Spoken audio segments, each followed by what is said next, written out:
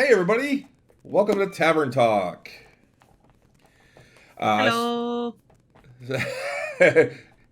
the slow wave. Yeah. uh, this is the show where we sit around and talk about D&D, specifically our Tavern Knights campaign, and as well as uh, other D&D and fantasy related and sci-fi nerd stuff related topics. So, welcome to the show, everybody. I'm the dungeon master. If you haven't watched Tavern Knights, I'm the dungeon master of the show. We've got Bob next to me over that way. He plays Grimbolt, the Dwarven Ranger.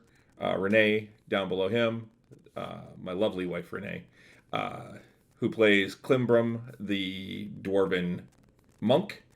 And then below me is Pete, who plays the Euchariah, the Halfling Wizard. So, not a whole lot to talk about right now because we didn't have our last game session due to snowstorms. That kind of Perfectly timed snowstorms. Oh yeah, it was perfectly timed. It hit. It looked like it was going to be fine. It was just coming down. It was all melting, and then all of a sudden the skies opened up and it was coming down really heavy, really fast, and the melt couldn't keep up, and we wound up with probably I think close to 4 or 5 inches here is what we got. I know Yeah. your Yeah, folks was got like 8 inches out there where they are. They're farther north, so.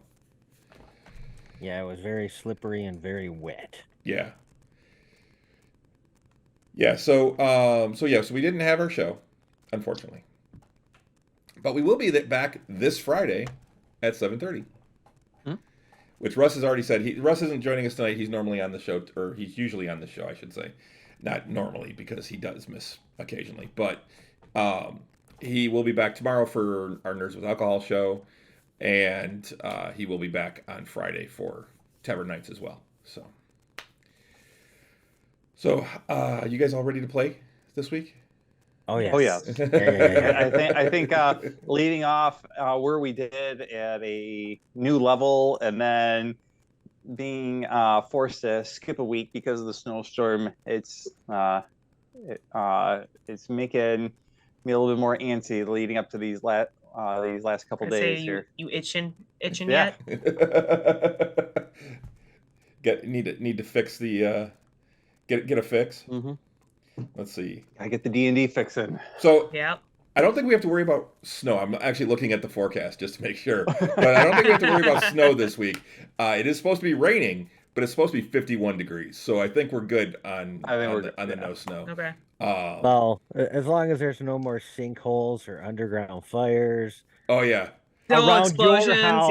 Yeah. yeah. No explosions over by our house. Yeah. That was an interesting thing to see on Facebook because Chris and I were both at work that day, Yeah.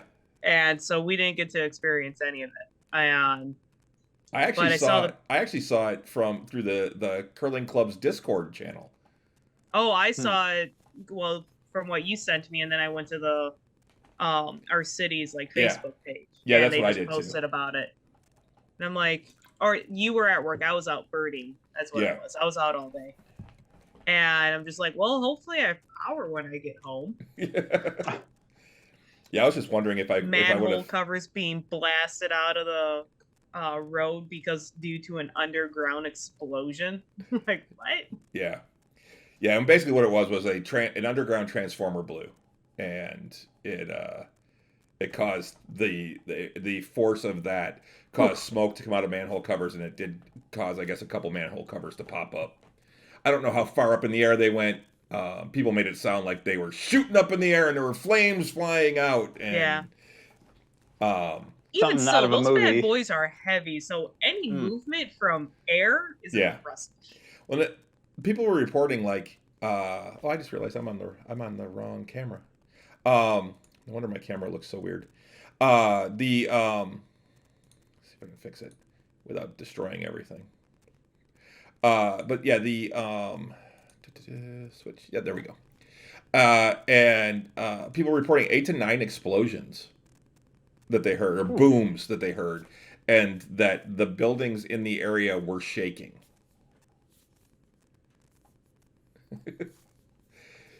Apparently, manhole covers are about 250 pounds.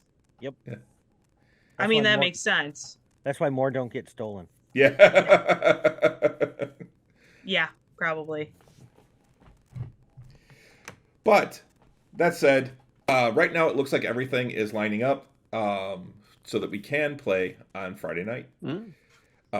I do have a new streaming computer.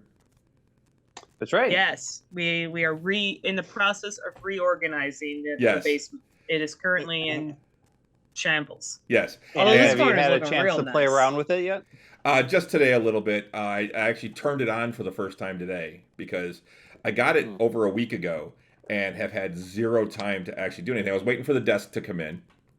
I hurt my elbow as well, so that's kind of limited me on what I can do. So, but I was waiting for the desk to come in. Renee helped me put that together last week, and then we were able to get everything put together and get everything on there. Basically on Wednesday, I believe it was, or Tuesday, and then Wednesday I had cornhole. Thursday we had curling, and then we took off actually after curling to go to Canada to beat the snowstorm on Friday. So, which I heard actually wasn't as bad as all that.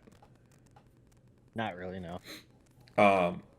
But we made it out but there. we got in the night before and had no problems. Yeah. So That's good. yeah. So and then we spent the whole weekend in Canada watching some amazing curling.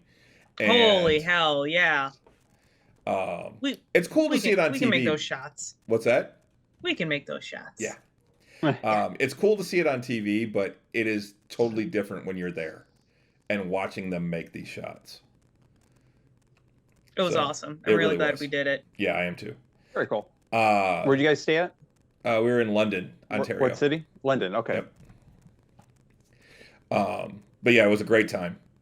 Met up. We hung out with a bunch of people from the curling club. There were, depending on the day, there were like anywhere from like 12 to 16 of us there. So that was cool.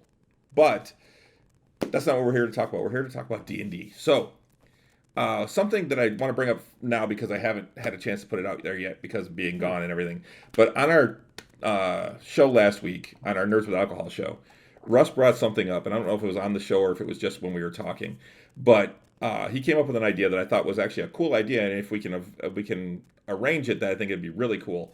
But that is to get everyone from Tavern Knights together to go see the D&D movie.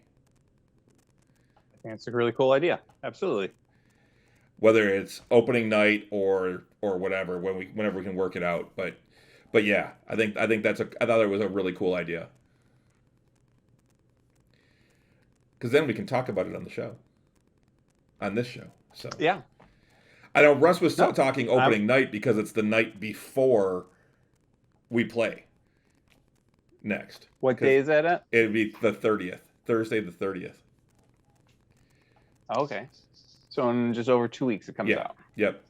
Now the big problem for that would be for Renee because anything we go and see is going to start at like 7:15 or 8 o'clock or something like that, which is going to mean, and it is a 2 hour and 15-minute movie, so that's going to mean her getting to bed later. Yeah, on that night, and then being up late the next night. I also despise going to the theater. I know you do, but you will do it occasionally to go see certain movies. Yeah. But like you were. Everyone else can go. You were gonna go. Well, but the whole idea is to have us go as a group. I know, but you're right. The hard thing is the fact that I'm going to get to bed late. I'm going to have 2 very late nights in a row. Mm-hmm. So yeah, which super sucks. I'm sure we can figure something out. Yeah, we got time to talk about it. That's why I wanted to bring it up now. So yeah. Yep. But anyway, other than that, speaking of the D&D movie, I think I saw that they D&D Beyond released the character stats. If you wanted to introduce those characters from the movie into your game. Yeah, they did, and Russ and I are going to talk about them tomorrow night, actually on our nerd show. That was one of the things we were going to talk about because we didn't get to it last week. One of the things that we're actually both of us are actually unhappy about is that they introduced them. I'm actually pulling them up right here, the Thieves Gallery. I Uh, didn't have a there they chance to are. take a look, but I just happened to read it. I saw it like pop Yeah, up. what I think sucks about it is they released them as monsters, basically. They didn't release them as characters, and I would have liked to have seen their character sheets, not just Oh, them done as a monster or as a creature. Um, I mean, even like Doric, who is a medium humanoid parentheses druid, neutral good, and then they go through all of her stuff, and she can at will do animal messenger, beast sense, speak with animals, and twice per day she can cure wounds, entangle, fairy fire, and thunder wave. So she doesn't actually have spells; she has abilities that she can use twice per day. but these would be the type of stat blocks that you would be using as the DM. Oh, and she can change shape 5 times a day. But yes, and that's the thing. And then you got like Edgin Darvis, who is Chris Pine's character. He's a medium humanoid bard, chaotic good. What gets me too is that like he's a challenge rating 5, okay, but he has 110 hit points. Normally, your challenge rating is about equivalent to your level. But he's a CR5 with 110 hit points. Is that a lot or a little? That's a whole lot. Okay. Yeah, we're 11th level, 10th level, Yeah. and we have 100 and some hit points. Yeah. Yeah, it really looks like most of these characters are actually supposed to be like closer to like 16th, 17th level from what they're Now, showing. if you go by the proficiency bonus, they only have a proficiency bonus of +3. Oh, yeah, but like his hit points are 17d8 plus 34, which would make him Yeah. 17th level. And the other one that Oh yeah, hers are 16d8. yeah, Holga Kilgore, who they don't even give her a class, but she's obviously a barbarian. She has 120 hit points, but yeah, 16d8, which plus 48, which she has a con of +3, which would put her at 16th level, but she would be a rogue, not a barbarian, with a d8 hit points, or something along those lines. And as a barbarian, she should have at 16th level would be 16d12. It kind of looks like they wanted to take the stats directly from the movie and avoid the well, a barbarian should be able to do this, and this. Why can't she? And thus avoiding the whole owlbear druid thing too. Yeah. So anyway, I'm not crazy about them putting out the stats for the characters because I don't think it's all that great the way that they did it. But the artwork's amazing though. The artwork is really cool. Yeah, the artwork is really cool.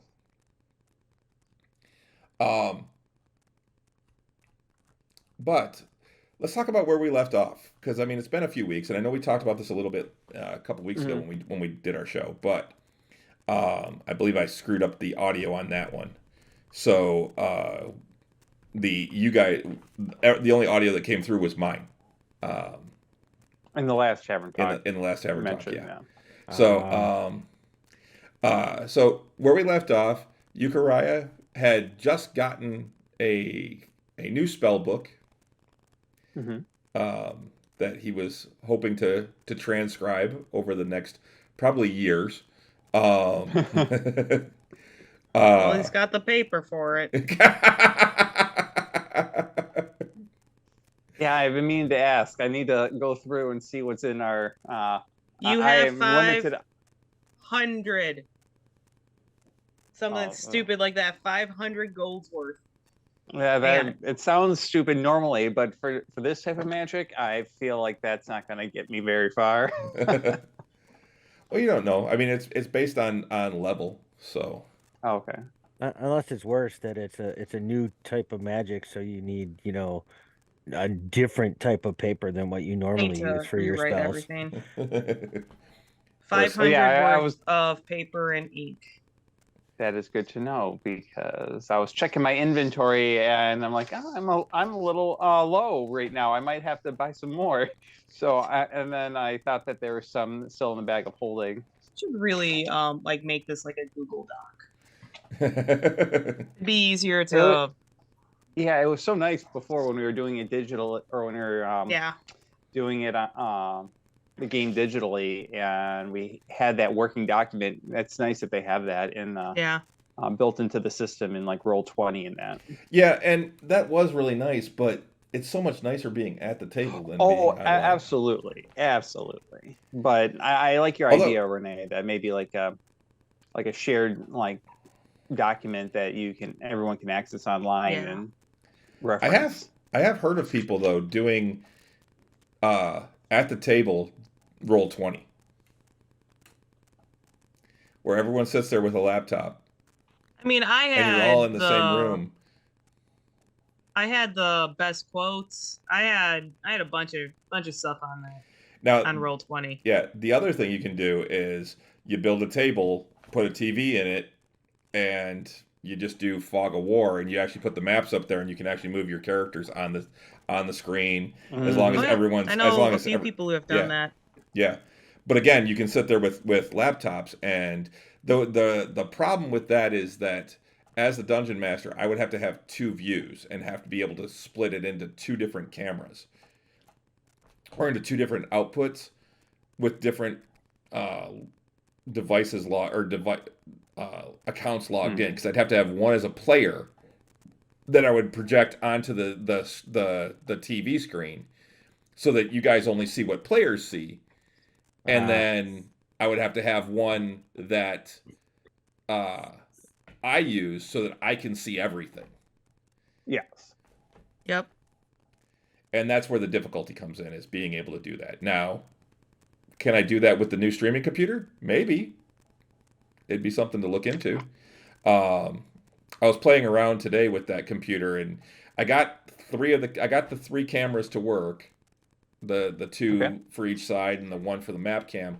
The problem is the map cam was glitching out, and I don't know if that was a problem with the camera, with the connection, or the fact of where I've got it plugged in on the back of the computer. So it's going to still take some more experimentation, and I plan on doing that tomorrow after work, before the Nerds with Alcohol show is playing around with it more, because it's going to be the only chance I really get between now and game day. So, but anyway, so we did leave off with you guys getting back from that little pocket dimension, and getting a call from Raslim that basically said, you need to come back to Phandalin now. Wave Echo Cave's been invaded. And he did tell you that it was invaded by Drow. And we are weeks away if we were to like walk, so we had to come up with a teleportation method to get back home. Yeah, you're probably right? You're probably close to 2 months away, if you were to walk. Yeah. Yeah, we are not close. And also, he's been trying to get a hold of us for a while, too. For 2 weeks. I think 2 weeks. Yeah. It was like a day for us in that pocket realm equated to a week in the prime world. Yeah, you're not even sure. You just know that he's been looking to get a hold of you for 2 weeks. I don't think it ever came up how long you were actually gone. Oh yeah. Yeah, we assume. I'm sure that we can easily determine that when we figure out like what day it is of the year. But yeah, I think that I ended up doing teleportation circle to the small town nearby. I forgot. Haven Hill. Where Haven Hill, right? That's where Climbrum's from. Yep. And our dwarven friend is coming with us. Yes. Thornhill. So,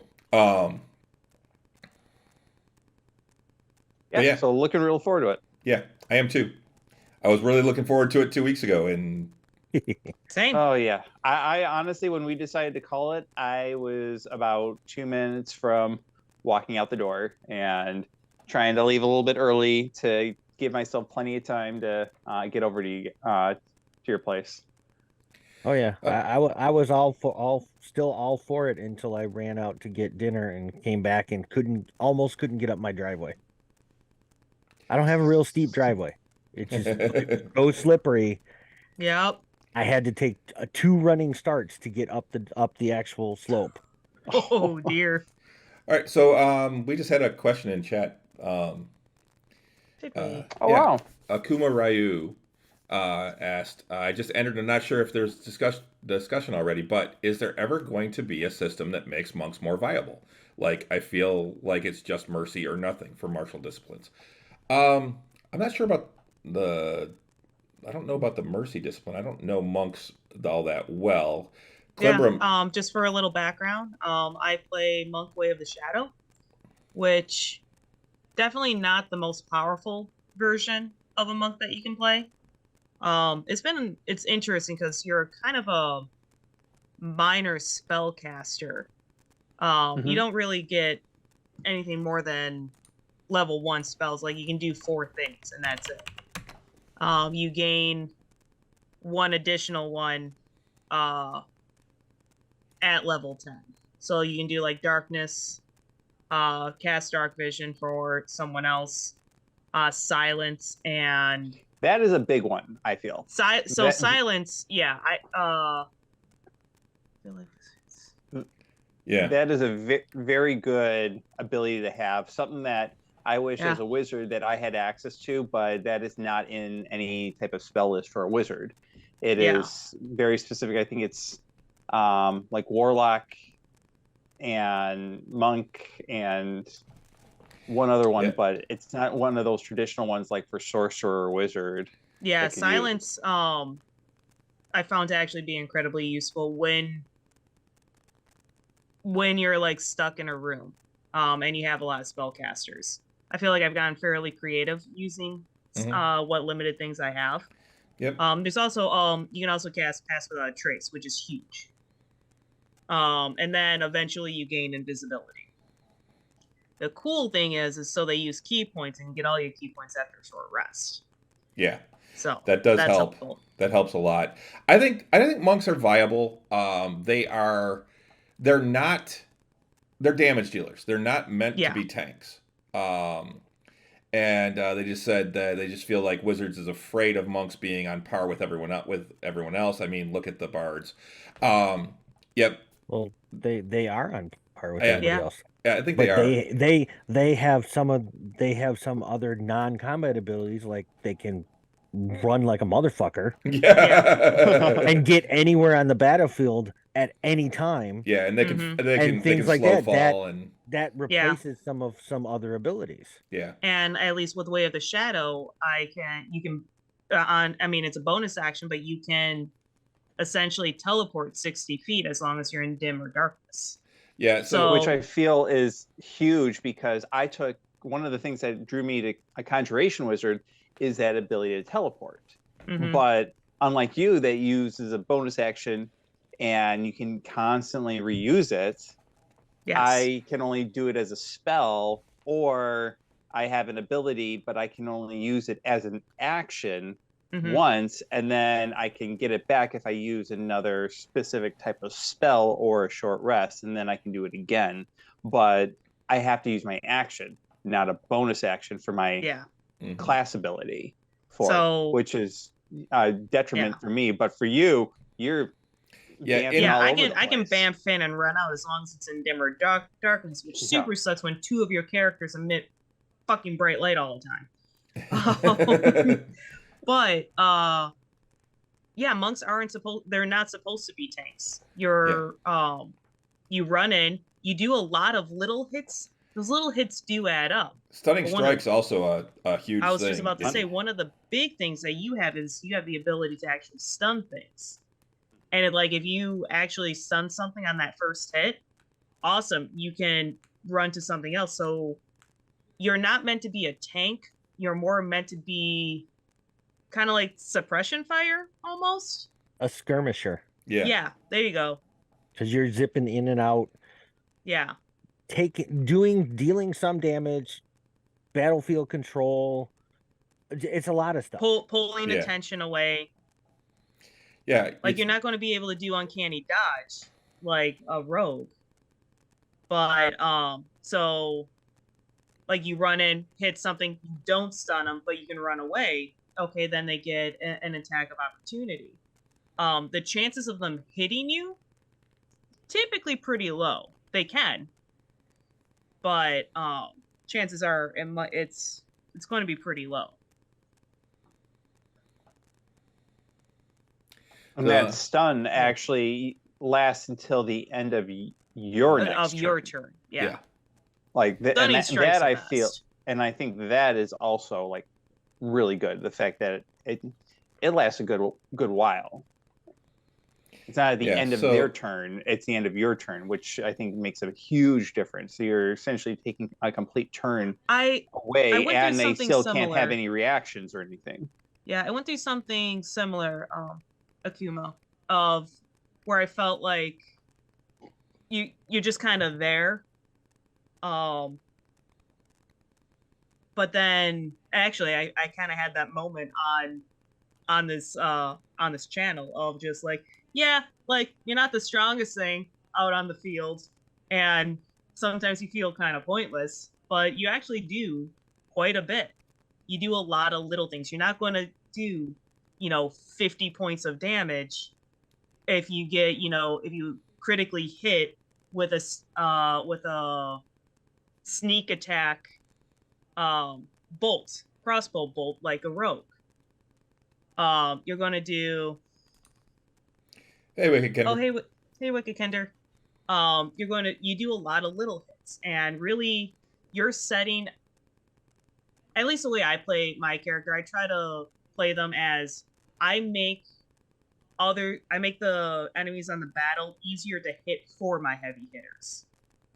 Or I take out a spellcaster by stunning them constantly because they're casting massive spells. Like whatever the thing that we fought last time, which that wasn't even a spell, that was just an ability that they had that took 30 plus damage of everyone in the cone of her wave of dread or whatever it was.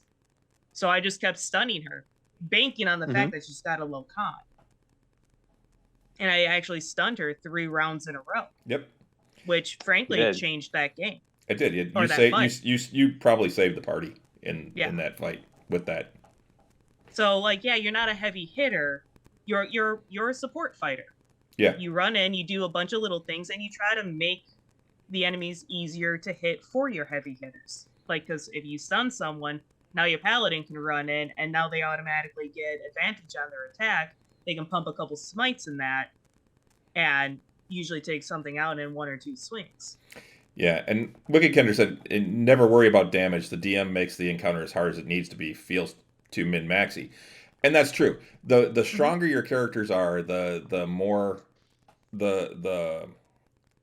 you can deal out damage and take damage, the harder the DM has to make those encounters to make them balance out. Well, not just balance out, but to make them worthwhile. Otherwise, I mean, you guys are just wiping through a whole, village of goblins or something. There's no fun in that for you. I mean, you're just slaughtering these poor little goblins who were probably doing nothing other than existing, because murder hobos.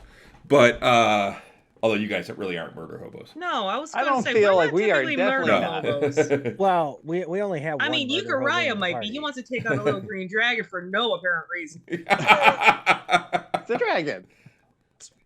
Dragon's minding his own business. Hey, I agree with you. It's a dragon. It is still a threat, and it's a young dragon minding its own business. It doesn't even have a horde yet. Leave it alone. Leaving a dragon nearby any type of like populated area just does not sound like a good it's idea. nowhere near. It's in Yes, an it is. abandoned It is village like 2 days that from was ran by Phandalin. zombies and a necromancer. No, it was like a week from Phandalin. Yeah. Even still, it's a week away. All right. An hour of flight. In for a the world where dragon. creatures are evil, they had it coming. And honestly, so to your point, Chris, of like running through a goblin village and just killing a bunch of goblins for whatever reason. I mean, you humbled us all up by the cave full of kobolds. We thought we were going to walk through, and we almost lost 2 of our party members. Oh yeah, you don't. But you don't that mess was with terrain kobolds. based. You Yeah. don't Oh mess gosh, with kobolds. I still have the Cobalt Cave. Yeah. Yeah, well, Oh and that's my because gosh. I set it up as a warren. It was Yeah. you were But- stuck going single file through a lot of Yeah. that area. Yeah, the You were terrain really in evened tight you were in everything tight out. quarters. As a party, though, we went in very cocky, though. Oh Yeah, yeah, you we did. We Yeah, were we did. we were so overconfident going in there, Even Russ We said thought we And- he was going to be was. kicking kobolds left and right, and we thought like, oh, Cobalt's fine, and like it Yep. kicked our ass in the end. it humbled It was everyone it in was the a good party. wake up call, like you said. It humbled us into realizing our like with how to approach any. That was where you met tournament in the future. Varix. Yes, It is. The guy farted away. but going back to like the the monk abilities and that Mhm. and one thing that I as a wizard love doing prior to when Grimbold joined up, pretty much I always gave Climbram haste Yeah. and giving her that extra bump to AC, that extra ability. Now I kind of go back and forth between Clim and Grim because I love Grim's ability to just do those crossbow or those bolts of yours, and then Yeah, like, turn into a adding Gatling in gun. Yeah. your sniper like type ability and giving you that extra one more extra attack. So I kind of go back and forth between you two depending on the encounter, but that is a huge bump for the monk because it really Pop. bumps pop, up your pop, pop. and your like your speed and everything. It like Yeah. just- Well, yeah, it makes Oh it yeah, it even like faster. doubles my speed too, so I can move something like completely asinine, like almost. you're 200 feet. you're going faster than like the I fastest. move faster than a like, dragon when you give me haste. But yeah, I'm not overly familiar with the astral monk. I would Yeah, have I to was read looking- up on it. I was looking at that one. Yeah, back to the monks. It's interesting. Isn't? Oh, I have the books right here. Yeah. I'm gonna look it up. I don't know which book it's in. I think it's Player's Handbook. No, Astro Self is not. It's either in Tasha's or it's in I think it's in Tasha's. actually. Xanathar's. Yeah, I think it's actually in Tasha's. It might be in Xanathar's. But yeah, basically you get remember reading arms of about that Astral one. Self at 3rd level. Basically you get all these arms around you. Cost you a key point. And Oh, when you- deflect missiles is always super fun, yeah. especially when you throw it back and you don't know where your target is. But with the rules as written, you can totally just throw it back and hit them. Okay. But yeah, it's an interesting one. It's got some interesting stuff that it can do. And then the Way of Mercy, that's the healing monk. That's the one that can Yeah. actually act as a kind of a lower level healer for the group.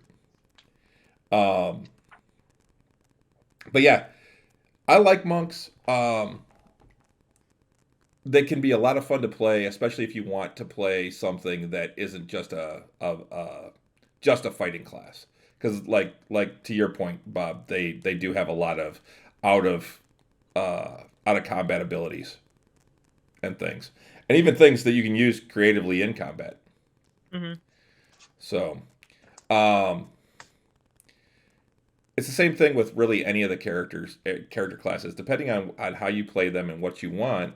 I mean, I like a character where I can play both in and out of combat. and do things. Mhm. It's why actually that idea that I had for Zendavian, he's the character that if I ever get to play in a game, a 5th edition game, he's the character I'm going to play. And I've actually thought about now. I was going to make him a rogue, and now I'm actually thinking that a bard might work for him as well, for my concept of him, and it might even work a little bit better. But not like an attacking bard or like all that. A lot of like support spells and charm spells and things like that would be what he would have more of. Because he's actually, his background was going to be the spy background, which is I think criminal/spy. It's an alternate criminal background, and that was what I was going to make. I was basically going to make him like a fantasy James Bond. Ooh, very cool. But that's kind of like how Phelan played his bard, was more support, charming, versus He was essentially a combat bard. Because really? I didn't feel like he did his too much inspiration damage. could be used on hit rolls, and no one took advantage of it. He was the College of Valor. Yeah. Oh, okay. Honestly, he was so funny. I loved that Ian actually is a musician. So having him actually sit at the table and play when he would do it, and actually come up with songs and things like that. That was one of my favorite parts of having him at the table. I always have envisioned bards as wizards that flunked out and spent too much time in theater class. That would actually be a really good story. That'd be a really cool character concept. It really would be. Yeah, absolutely. I like that. That's awesome. Or somebody that spent too much time that wound up falling in with the wrong crowd and spending too much time at the pubs. Yeah. Never got to study. Really wanted to go to art school, but parents sent him to U of M instead. You're gonna be a wizard. You're going to be a wizard just like your father. I don't want to be a wizard. I want to be an artist. I want to go to bard school. No, you're going to Hogwarts. Oh, that'd be amazing. What was that? Strixhaven. Yeah. That's the D&D one. But speaking of wizard schools, I still have to get them off the printing plate, but because they've been sitting on there for like a week now. But I printed out a bunch of the teachers from the last loot that I got, the last month's or this month's subscription for the minis that I subscribed to. What was it? It's all a bunch of it's a wizarding school. Really? So it's all the instructors. One of which is obviously completely taken straight from Harry Potter, but the herbalist teacher. She's Madam Pumphrey. Yeah, it's like a little gnome, and she's holding up a root that has a face on it. And... Mandrake right there. Yeah, that's funny. But overall, they look amazing. The Conjuration Wizard is really cool. But yeah, I'll get them off the plate before the game this week, and actually maybe even see. I got a bunch of other things I want to print out too that I haven't gotten to. Although I've got a whole thing down there of stuff I need to paint right now that I've already printed. I got into a really big printing kick a couple weeks ago. I got my printer working right, and I've been printing like crazy because it's been printing so well. That new printer is so nice. It's such a good printer. It is, and I really need to get back into it. I haven't printed in many months, and I've been itching to. I just haven't had time, and work has been really crazy over the last couple of months. But I'm hoping that really soon I can get back into it. Yeah. Your printer, that new 8K like resin one that you got. Oh my gosh. Yeah, the detail really that nice. it can go is just phenomenal. Absolutely. Yeah, I actually printed up some new condition modifiers too. They're on the table next to you, Renee. Do you have the one that we don't have? Which one do we not have that we always keep on saying, oh, we need to print those? And I have not printed those yet, no. These are all ones that we already had, but I wanted to see how they came out so I could compare them to the ones we had. So, and they actually came out really good. I like them a lot. They feel really good. They look really good. I had a lot more success with them than I did on the other printer. So we'll get to use those. Well, we'll see if we get to use them. We'll see how much there is this week. So what I want to do is I want to start off this week with getting you guys leveled up to 11, and get that taken care of right off the bat. So we'll have you roll your hit dice. So basically, make sure get your characters all leveled up, and then we'll just do the hit dice when you get there. You want us to just do it on? Yeah. Just skip the hit dice for Okay. now, and I think we can add that in later. Okay. If not, then we'll deal with it when everybody gets here. But I don't want to take too much time just leveling up the characters, so I'd prefer to just get right into the game, especially with having missed the last session. Yeah, that's fine. I can go ahead and do that. Yeah, or at least know what you want.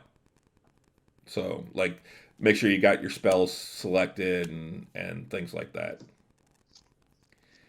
And Pete, I'm still working on stuff. We're gonna need to have a talk about the new spells that you got in that book. Yep, I just want to know the rules behind it, so that way can plan accordingly. I'm guessing that's going to be a heavy downtime activity. Yeah, it very well could be. But just get a good understanding of what the expectation is. I mean, are we talking days, weeks, months? How long would it take to like to go after and obviously start small before going after any of the big guns in there, but just to get an understanding of like what your interpretation of how it would actually be researched essentially. Mm-hmm. So I like the way that like the group kind of was just suggesting that as we get back to Phandalin and working with Raslam, someone that is a little bit more of an expert, and like a higher level wizard, that may be like where a lot of the research actually occurs, is kind of like with like another collaborative type effort in a way, Mm-hmm. depending on how long we stay in Phandalin, that is. Yeah.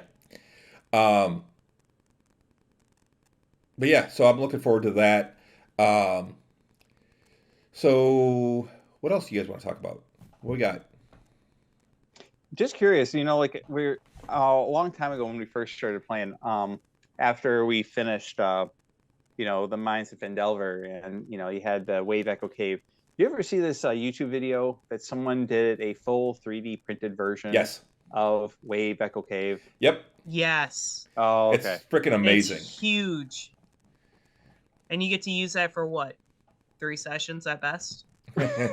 Well, you can always go back to it. Probably, That's this is our true. third time there, right? Yeah. Yeah, you guys may be going back, so There's a high chance.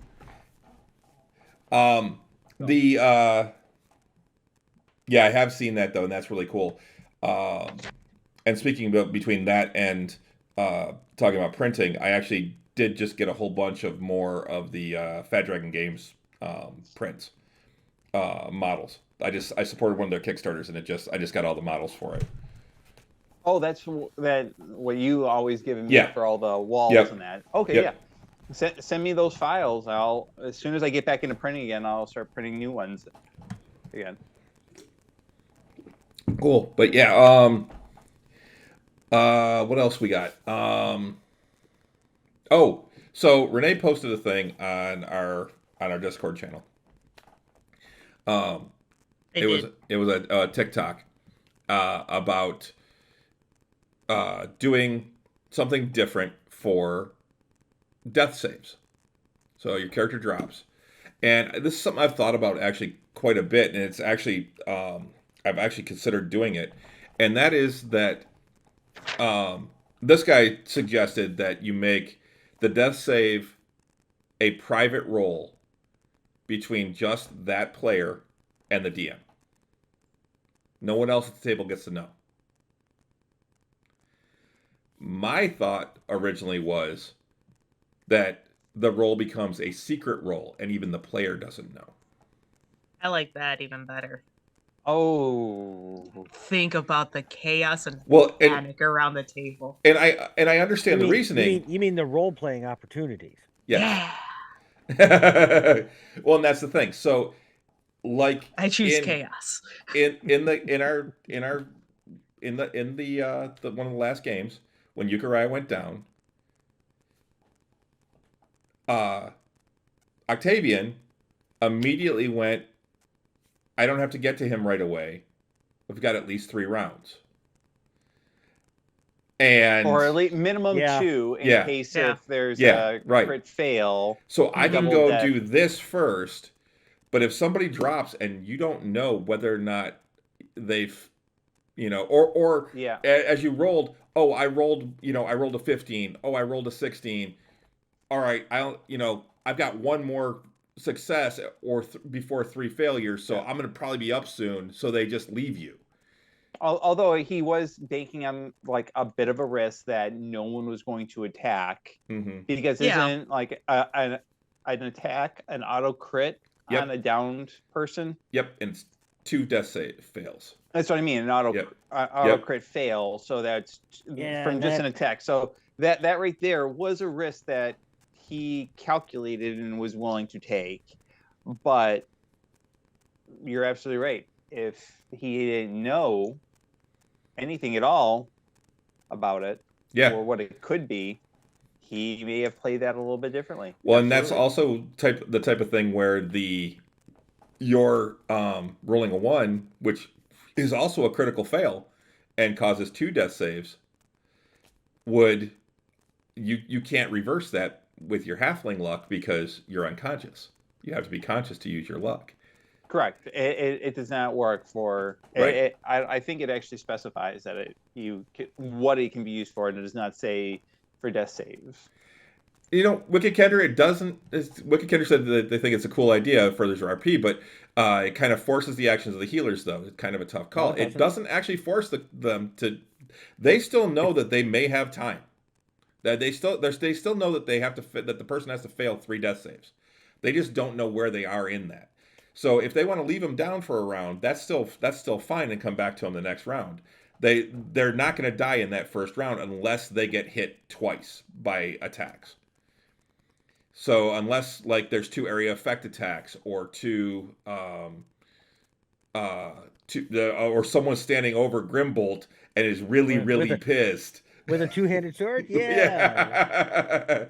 And it's 2 attacks and goes swing. They know that they're not going to die in that first round, so they still have time. They can still do what they want to do. And it still is the cleric's choice. Yeah, it is still the cleric's choice. Yeah. I mean, nobody says, "Oh, you have to do it because you don't know where they are." No, it's still up to the cleric. If they go, "No, I'm still going to do this first," that's still totally their choice. And along those if lines, anything happens, and then all of a sudden we have to do like a resurrection, then or a revivify. Or revivify. That's what I meant. Yeah. Then it was the decisions that led up to that. Yep. No, I really like that idea. And one of the things I'm all for that. One of the things I was actually going to do was eventually, and because it's such a cool print, but I would really like to print out the DM screen that Fat Dragon Games has, and it's actually a printable screen. Looks like a castle basically, and there are pillars that you could get that have that are actually dice towers, and you just drop a die in the top and it rolls out. And the way I was going to set it up was there'd be one facing out towards you guys and one facing in towards me, and if you have to make a death save, you drop it in that one. I look at the die and go, okay, and hand it back to you. Oh. And make my note on your death save. Yep. Occasionally just pick up some other dice and But yeah, so that's something I'm thinking about, and I really kind of like that idea of I'm all for that. Making it a secret I'm supportive. Role. Yeah. So that even the players don't know. It will add to some of the tenseness of that moment, I think. Absolutely. I like it. Man, the palpable tension at the table. Yes. Yeah. Which could be great. Especially with how often Climbrim goes down. Well, it's good that you sit right next to me then, because you can just Yeah. reach over and go here. Yep. Although you've been able to look over the you just kind of glance over and saw me roll honestly that don't one. mean to. And I went, damn. And you looked over and went, oh, sorry, I didn't mean to see that natural one. No cheating off the You say pass. damn, and I see movement, and I just quickly look because I have the attention span of a goldfish sometimes, and I see something moving, like oh whoops, Shiny. I didn't mean to see that nat one or natural 20. So yeah, it's I think we may start implementing that going forward. Mm-hmm. One of these days, I'm actually going to There's get not a way. down now.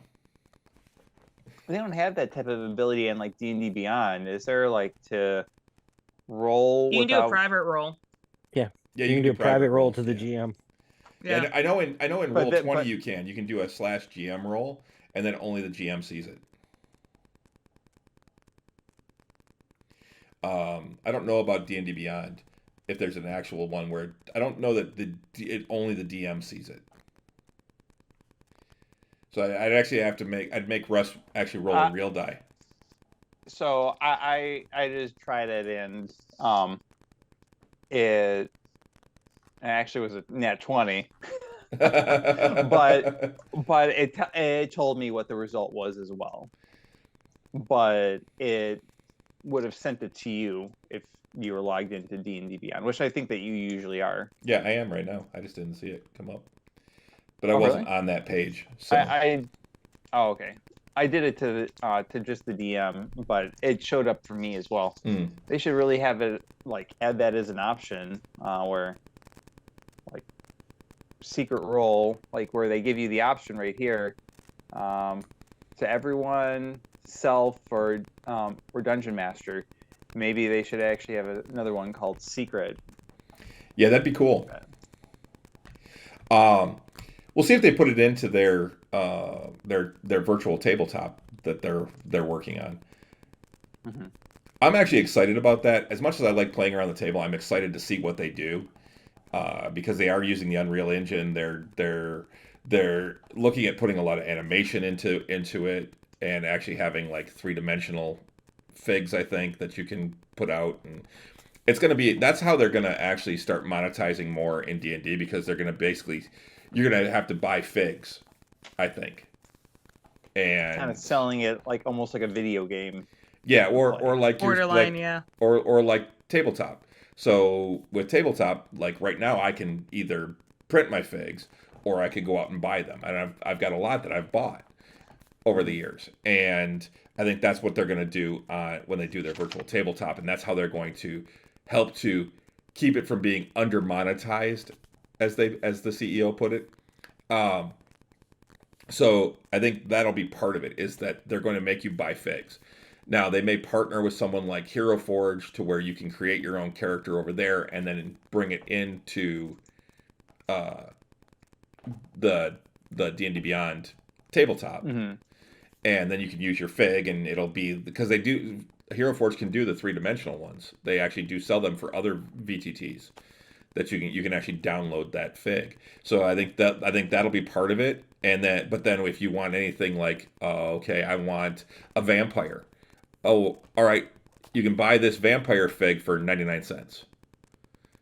Or you can buy this horde of zombies for $5.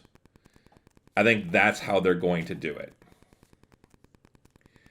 Blockchain assets with partner companies would be pretty cool. Yes, that actually would be kind of cool. Getting other companies to get involved and working out deals that way. But I think that's what a lot of it's going to be.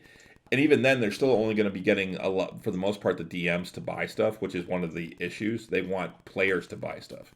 So I think they're going to also be introducing. They're already talking about things like certain skins and and things, and outfits for your characters and things. So they're gonna try and microtransactions. microtransactions. Yep, is what they're gonna try and to figure out how to put into D&D.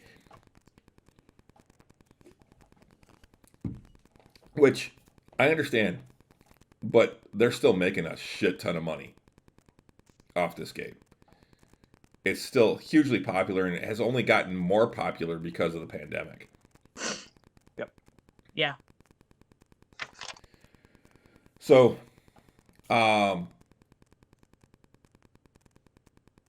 what do you guys want to see? Is there anything you guys are hoping to see come out of the game? I mean, I know we've kind of gotten to what Euchariah was something that Euchariah was looking for. Yeah, like we just completed a huge portion from my character's story arc, going back to the beginning of the very game.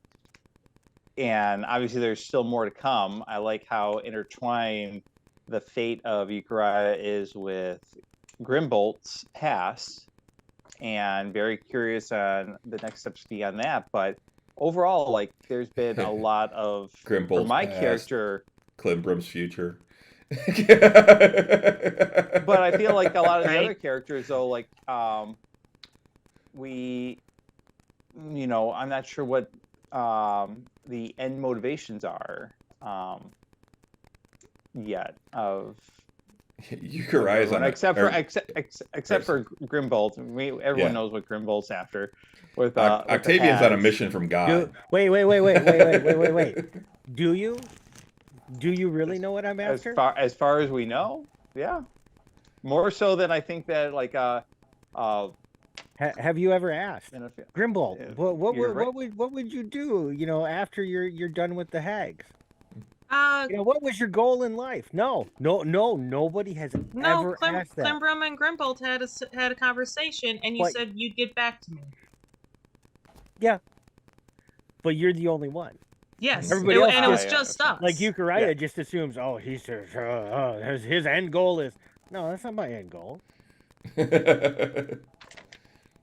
Climbrum's just trying to find herself. She doesn't know what. My end goal is not shooting your mom, Euchariah. That's just a goal along the way. This whole time we find out Grimbolt's the big bad. So yeah, Wicked Kendra said I've pretty much preferred theater of the mind play style versus combat style battle map play. I've always been reluctant about using grids, figs, spell templates, etc. I use a combo of both, and actually we just went to a more of a theater of the mind type of exploratory style. Which I'm a big fan of. It's interesting that that's just being brought up right now, because you're absolutely right. You kind of went through that just a few sessions ago. Yeah. And I think that we all really enjoyed that aspect of it. Rich gets to draw maps. And try and figure out where they are. He's like, wait, this connects to the, I'm over here. I would say it is humorous to watch him create the maps along the way. He loves it so much, and we're his siblings, so we've always known this about him. He's just giddy when he gets to draw maps. He's always loved maps. And that's one of the things. So it basically makes it so that your characters are trying to, along with you, are now trying to keep track of where you are, versus just seeing it on the map and going, hey, there's still paper covering that section. We need to go over there. And it's hard not to actually metagame with that when you see something along those lines. And I know that you try and minimize that with not have everything drawn out in advance. Mm-hmm. But then that's a lot of pressure and pain, like a pain for you as a DM, that, all right, you got to get up and come around and then start drawing it into place, and then checking to make sure that you're drawing it correctly and what's there, and then describing the next room. Is that really needed? No, it isn't. So that's where the theater of mind comes in, into play better. A lot more streamlined. Yeah, absolutely. And I like that I can do that, and then if there's something important in a room, whether it's a fight or an obstacle or even just a cool room, I have some stuff that I can build with now. I've got some Dwarven Forge, and I love those. I love how heavy they are and how they're put together, and I can actually start building some rooms. I can't build everything, but I can start building some. Um, Unfortunately, they don't make they don't make the metal trays in the size that I would really want them, which is, you know, like at least double what they are each direction. I can get multiples and put them together and just kind of build it out that way, but it's You can't find some third party that has that? I'm sure that there's got to be something maybe online or I haven't on looked. Amazon that has like larger, like just flat sheets of like Honestly, semi-magnetic. I still think a cookie sheet would be perfect. Yeah, but what if you want to use some of the stuff that's underneath, like the lava, or So some- you print out stuff and you just put it on. yeah. Which, by the way, a friend of ours sent me a link to a plotter that someone is selling locally here. That they Or we buy that. yeah, they said it's taking up room in my garage. It said it works fine. All the cartridges that are in it, the ink cartridges that are in it, are almost brand new. It's just taking up space, and I don't use it. I need it gone. $125, and it's What is this? It's a plotter. So like a big printer, like one that prints Oh. out on the spools of Oh, I got you now. Oh, phew, gosh, really? yeah. I meant to look up what type it is, because oops, that's not what I wanted. I wanted to see how big it was and what it could print, because I want a specific thing. I don't want it to be too big, and it is really cheap, Wicked Kender, for a plotter. But he said he's seen a lot of these, like on Craigslist and stuff, for where people are just like, this is just taking up room. I need to get rid of it. Yeah. Because a lot of people think it's a great idea and then go, I never use it. And I don't know. That's the thing. I don't know how much I would use it, because it would be for creating large maps, like what we used to use, but we don't actually use that much anymore. Yeah. And now, like, usually if it room's important enough in any way, you kind of have it pre-drawn, or you try and use the Dwarven Forge or the prints that we've had to make it the 3D environment. Yep. For That's us what to I'm go. trying right now with the Dwarven Forge. I may still need a little bit more Dwarven Forge, and then I add things on top to try and like for scatter terrain or dressing it up or things like that. But yeah, let me see where is it? Keith, there he is. An HP 750 plotter. I don't know how big that is or what that is, but let's see. Let's look it up. Oh, it's a good size one. They're like $1,900 brand new, it looks like. Oh wait, that's the T630. The 750 is here. It looks like they don't actually make it anymore.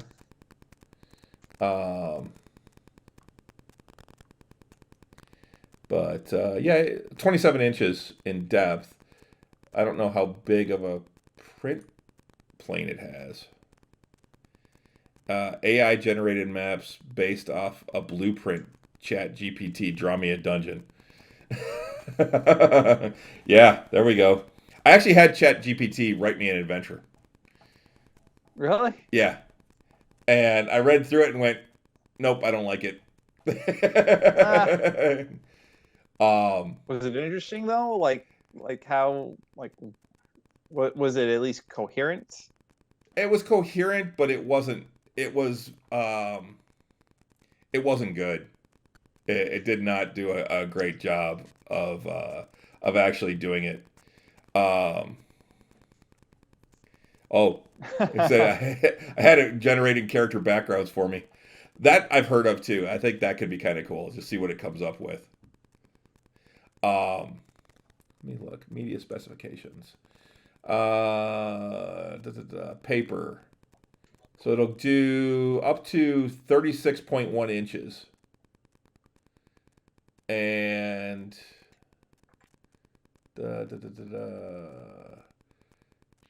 Okay, so it'll actually do 7.5 inches to 36 and 36.1 inches is what it'll print. So that's a good size.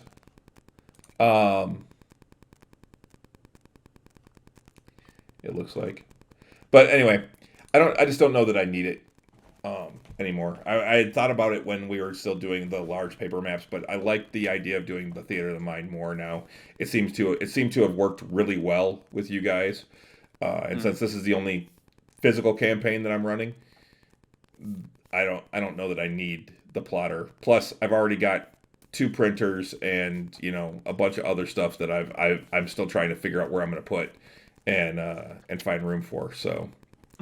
That would just be one more thing to go in the basement that we don't have room for. True. No, that'd go in the garage. Well, yeah, so we couldn't use it through 90% of the year. We'd have to be careful because if it's actual like ink cartridges, they'd freeze in the winter. We just need to add heat to our garage. Oh yeah, the external garage, that heating that would be awesome. Yeah. But anyway, yeah, this Friday night, guys, we're playing 7:30. Please join us. Yeah, please join us. If you don't follow us here on the stream, please do that as well. We're looking to get to 100 followers, and if you can, subscribe. If you got a Prime subscription, throw it towards the subscription here. Because you do get free, if you're a Prime member, you get a free subscription to Twitch every month. Yep. Yeah, you have, but it's you have quite a bit of shows. You not only have Tavern Talk, but tomorrow you have your Nerds with Alcohol. That is weekly. This one here is bi-weekly. Yep. We have our D&D game every other Friday as well. Yep. And I'm hoping to get back into actually doing games. I'm actually hoping to get back into doing gaming. And you just do that, and sometimes you do the unboxing video here and there as well. Yeah, So I did one and got that one up. I don't do that on Twitch. I put those up on YouTube. Oh, okay. But I've got one that I've done. I've got a second one that I've done that I haven't actually put up. I never got around to editing it. It's still in my queue. I'm still trying to catch up on getting stuff up on YouTube. But yeah. All right, so what else we got? There was something else I was going to tell you guys that I thought about for the game as well, and I don't remember what it was now. There was that one. There was the whole thing that Renee brought up, and then there was something else, and I'm blanking on what it was now. So I guess I'll think about it, and hopefully I'll think of it before Friday. But yeah, you guys are moving along. You guys are about to start the next chapter in the campaign. So, you still got a little ways to go before you actually start the true chapter, because this next part is a little different. It ties in, but it ties into a few things. We'll find out the drow hooked up with that green dragon and have taken over. Yep. Well, now we should have gone after the green dragon right from the get-go. I still love. We were level 3. To this day, We were. That was the thing. We were still at the table at that point.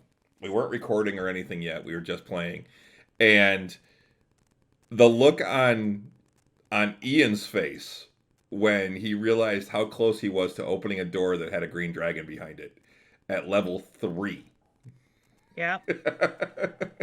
It was just.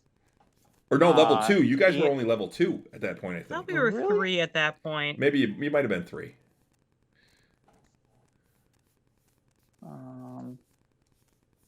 But even a young dragon at level 3, he's like, because you guys were about to open up that door into that tower, and it was only Phelan and Yukurai. It was only the two of us. Nobody else was around. So it was the bard and the wizard, Yeah. Oh, those giant sinks of hit points. Yeah. And there was just a door leading into, I don't know, it was like some like rundown tower looking thing, Yep. if I recall Yeah, it was a correctly. rundown Everyone tower. else was on the other side of like the small area, like we were just kind of like just split up investigating the different ruins, and we were behind. We were about to go in there, and we're like, let's meet up with the others. And we were Or someone really called you like, back or something like that, and you guys I'm you guys trying to came remember, back and but you started talking with the druid that was in there, and he mentioned that there was a green dragon in that tower. yeah. And Phelan just went. His eyes got really big. Like what? And Euchariah, let's go get it. Let's go kill it. He's not afraid of dragons. He's afraid of goblins. Yeah. So, and that's the thing. Halflings actually normally don't have any fear. Yeah, that's what I kept on. That's why I was trying to play it like Yeah. that. Like, let's just go for it, because like, what's wrong? Like, the fact that he actually does have a true deep fear of something is more a part of his character backstory. But in general, yeah, he like they typically have resistance or advantage against any type of fear like abilities against them, and for the most part just aren't moving forward. So I try and play it like that, like a little bit naive, like, yeah, let's go after a dragon. No big deal, let's just do it. It's the right thing to do. No. Keep everyone safe. Well, come on. Then you guys meet up with a dragon a couple levels later, and you just slaughter it in 4 rounds. Yeah. But Then we were now streaming. it- Actually, that was one of our early stream games because we were playing on Roll20 at that point. Yeah, we were. I don't think we actually streamed that. I thought we recorded it, but we didn't actually stream it. No, I think that was one of the first That one- episodes. that one you we guys, streamed. because we started streaming while you guys were in Stone Tooth. Oh, I thought it was after we left Stone And Tooth. here we are, 55, 56 episodes later. All right, so Wicked Kenner wants to know, do y'all do skill challenges? I always love the concept, but seen some poor implementations. I had plenty of fun doing them for my players, and it challenges their imagination in using the character skills. What do you mean by skill challenges, Wicked Kenner? I'm not sure. I mean, if you mean like having things where they have to figure things out and they have to make so many successes before they have so many misses. I haven't done that a lot, but I have thought about doing it. Well, we did it with when we had our end game downtime. Yeah, that's what I mean. Well, because like I wanted to learn a new language and had great difficulty with it. Well, yeah, that's a little different though. That's Okay. the house rule for learning new languages and skills. What Wicked Kender's talking about is like if you have to get through, like doing the door, like the door that caused you guys issues. I could have made that into a skill challenge where you have to do certain things and have to do, like you could do a combo lock on a door and you have to make so many, you have to do so many different things, and you have to make, like a dex check or an in check or even a perception check, a sleight of hand check and something else, or even just so many of, like, Gotcha. For something like that, you have to turn them. So you have to make so many sleight of hand checks, and you have to make like 3 successes before you get 3 failures. And if you get the 3 failures first, then it doesn't work. Ah.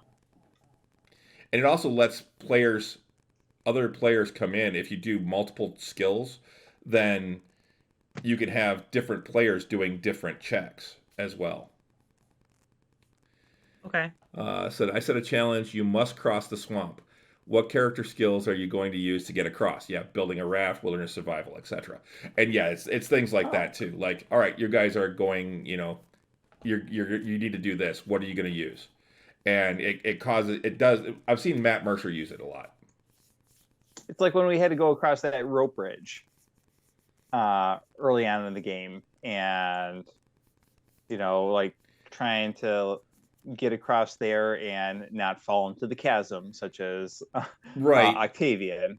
And then but some of us can fly, some of us can teleport, others have to use their dexterity to be able to tightrope across that bridge. Well, that's similar, or spider climb. But yeah, like what Wicked Kender said. All right, you guys come to a river, a large river. You have to cross it. How do you get across? What skills are you going to use to get across it? It makes you start thinking. Well, we could build a raft. We could in your case, it would just be easy. It would be Octavian going, I cast water walk on everyone. Yeah.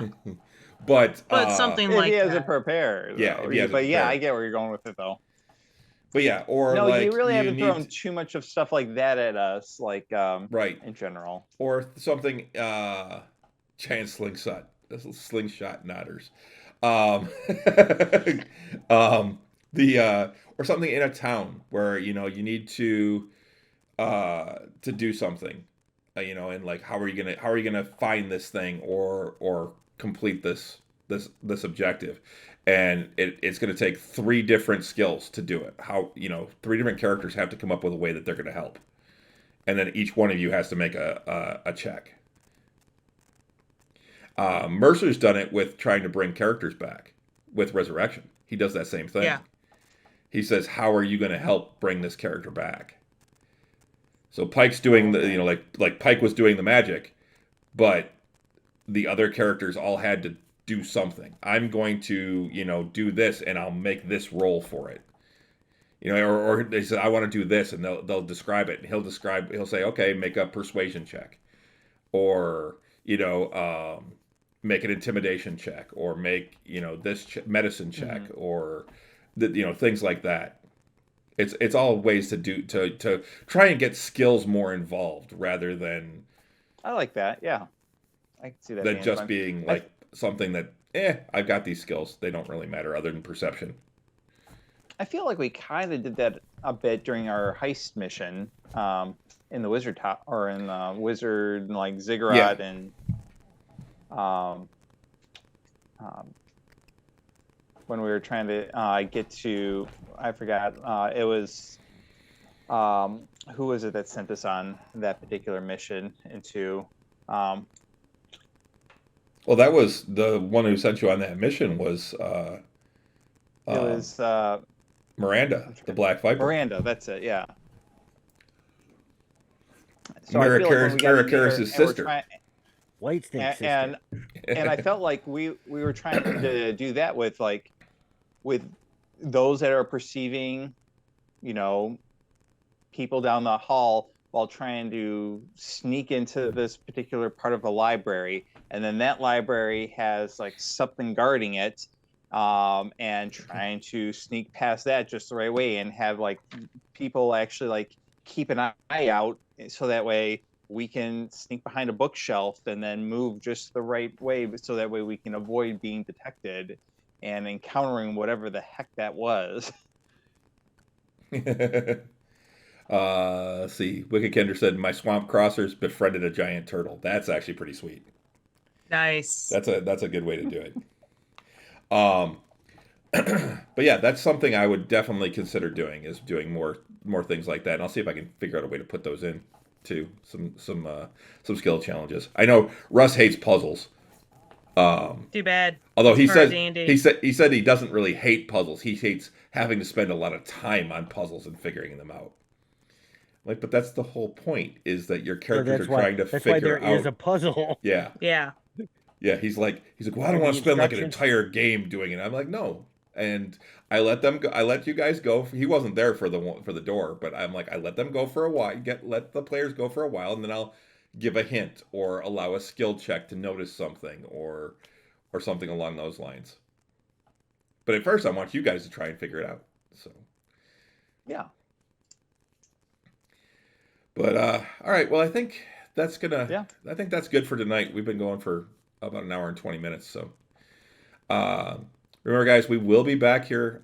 Russ and I will be back tomorrow night at 8:00 for Nerds with Alcohol show, And then all of us will be back in the in the actual nerd basement where Renee is actually sitting. Yep. On Friday night at 7:30. All times are Eastern. And then we'll be back here for this in 2 weeks at 8:30 on Monday night. Monday, I don't even know what day of the week that is. No, I know what day of the week it is. I don't know what day it is. 27th. 27th. Oh, yeah, today's 313 day. So it's Detroit Day. Oh, yeah, happy Detroit Day. Which, considering our 313th episode was actually just for Nerds with Alcohol was last week. That the timing was almost, it almost lined up. But yeah, so, remember, subscribe, follow, whatever you can do. Helps the show out. Like I said, we are trying to get to 100 followers. Hopefully we can Thank get you there. so much for joining us. Yep, thanks a lot. Thanks a lot, Wicked Kender, for being in the chat and being so chatty. Thank you, Akuma Ryu, for the first chats there. We'll see you guys in a couple of weeks. So remember, you can follow us on most of the social medias. Look for Drinking Nerds pretty much anywhere. Twitter, Instagram, YouTube. We're out there on all those. Nerds with Alcohol show on Facebook. So. So I think with that, we're going to say goodnight. I'll see all of you on Friday. So see you Friday. Good night. Have a good night, everybody. Good night. Thanks for joining us.